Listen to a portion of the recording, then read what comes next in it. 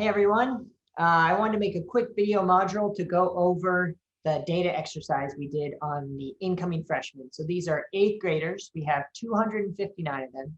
We have their raw scores on their student engagement survey, grit scale, number of absences, their GPA, their assessment score standardized around some measure, as well as whether or not they were suspended.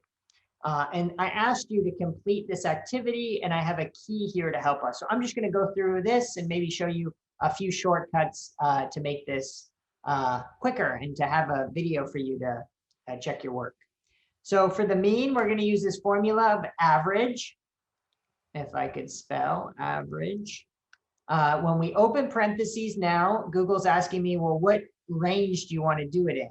Well, I want to start here in B2 with Alia Pickett, and I'm going to go all the way down to the bottom. If I just scroll and hold down the shift key and click on the last one, that'll get it for me. Notice the formula followed me, so I can close my parentheses and hit enter, and that gives me a student engagement survey score on average of 2.96, so what we call the mean in statistics. So instead of doing this across all of them, we can use a little shortcut with this small square. So notice when I hover over that small blue square in the corner, it forms a little target. And if I just click on that and pull it over, what Google does is it fills out this formula following the columns that I have. So my grit is in column C. And so notice it did the same thing. Average of C2 to C359 for number of absences. That next column D, we get 9.64. For column E, which is our GPA, we get a 2.13 average GPA, and the assessment score mean was 2.82. Okay, so that was kind of a shortcut. You probably typed it out each time, but that's a quicker way to do it. Now we just go through and continue to follow these formulas. So I'm going to speed up the video so you can kind of see me going through each one of these. And we'll check back in when I get to the next section, which is on proportion suspended.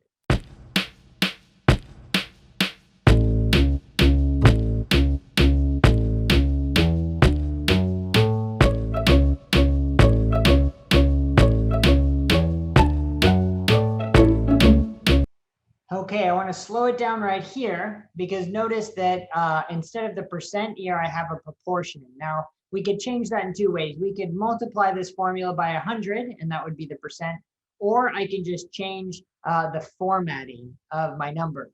So instead of having, I click this 1, 2, 3 button, instead of having to be a number, I can click percent, and you see that it'll transform it. So that was just a little tip there.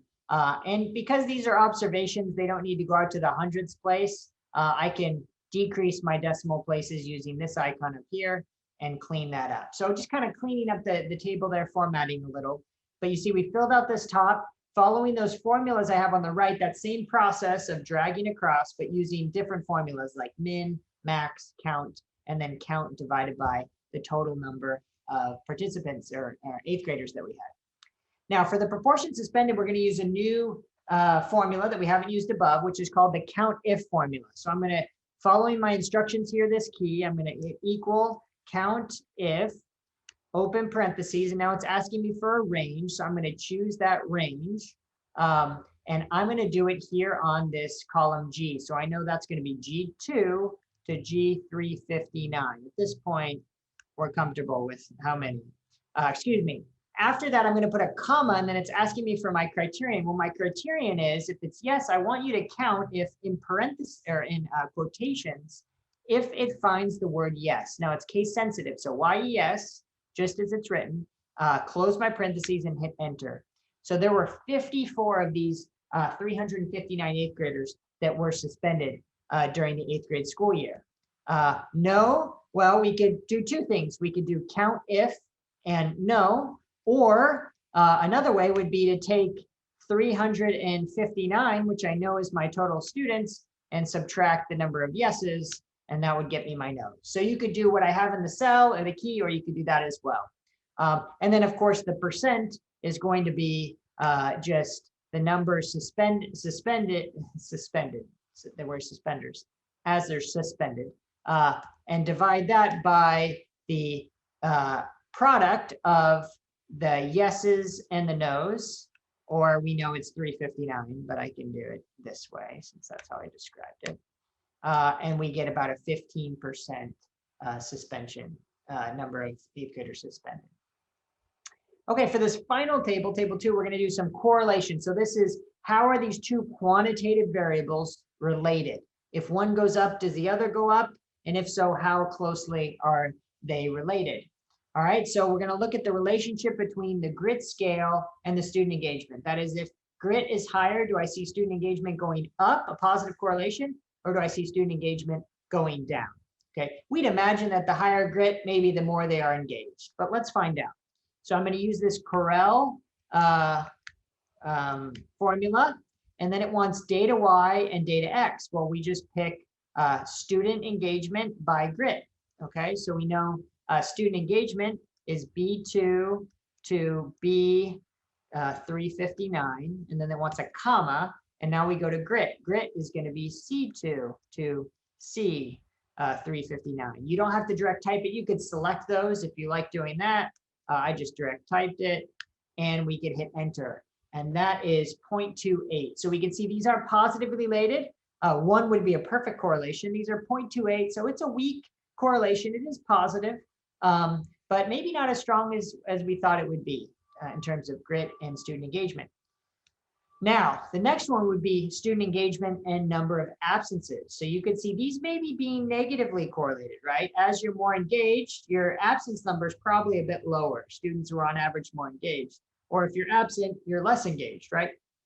So let's check this one. And then for the rest of them, you just follow the same process, being sure to select the right column. So I'll fast forward after that. But let me give you this one. So it's going to be equal. Corel was our formula. We go ahead and select the column that we want. So in this case, let's start with student engagement. We know that's B2 to B359.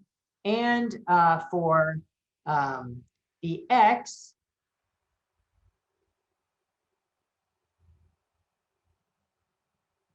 sorry, I paused for a second. For the X, I was looking at something above. I thought I did wrong. We're okay. The number of absences, we know that's D2 to D359. Yeah, and we see it's negative related, though it's just negative 0.11. So it's close to 0. There's a negative relationship here, but maybe not as strong as we thought it would be. Okay, I'm going to go ahead and do the rest of these and fill it out. And of course, actually, you could continue that process. I'm gonna cheat a little bit. I'm not gonna finish it out here. I'm just gonna click on this sheet you have here, which shows everything completed. This table 1 looks a little different. It's just inverted, the rows and the columns, but it's the same idea. So you could look there. Anyway, I hope this was helpful.